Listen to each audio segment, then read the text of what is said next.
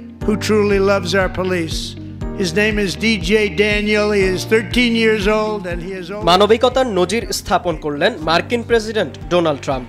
মার্কিন কংগ্রেস ভাষণে প্রথা ভেঙে সবাইকে অবাক করে দিয়ে মাত্র ১৩ বছর বয়সী ডিজে ড্যানিয়েলসকে সিক্রেট সার্ভিস এজেন্ট হিসেবে নিয়োগ দিয়েছেন তিনি। আর এর মধ্য দিয়ে ডিজের পুলিশ অফিসার হওয়ার স্বপ্ন পূরণ করলেন মার্কিন প্রেসিডেন্ট। মার্কিন কংগ্রেসে ট্রাম্প যখন এ ঘোষণা দেন তখন পুরো হাউস করতালিতে আর ডিজে ড্যানিয়েলের নামে মুখর হয়ে ওঠে।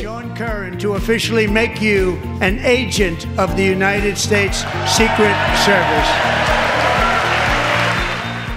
কংগ্রেসের ভাষণে ডিজে ড্যানিয়েলের গল্প বিশদভাবে বর্ণনা করেন ট্রাম্প। জানান ড্যানিয়েল সবসময় পুলিশ অফিসার হওয়ারই স্বপ্ন দেখেছে। এ সময় কংগ্রেসে এক হৃদয় বিদারক দৃশ্যের অবতারণা হয়। ড্যানিয়েলের মস্তিষ্কের ক্যান্সার ধরা পড়েছে। সে আর মাত্র ৫ মাস বাঁচবে। আজ রাতে ডিজে, আমরা তোমাকে সবচেয়ে বড় সম্মান জানাবো। আমি আমাদের নতুন সিক্রেট সার্ভিস ডিরেক্টর শন কুরানকে তোমাকে আনুষ্ঠানিকভাবে মার্কিন যুক্তরাষ্ট্রের সিক্রেট সার্ভিসের এজেন্ট হিসেবে নিয়োগ করার জন্য অনুরোধ করছি।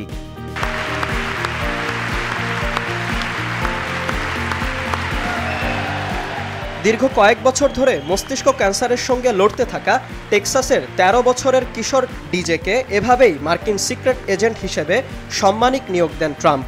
ক্ষমতা গ্রহণের পর কংগ্রেসের প্রথম ভাষণে ট্রাম্পের এমন কর্মকাণ্ডের সাধুবাদ জানান বিরোধী কংগ্রেস নেতারাও।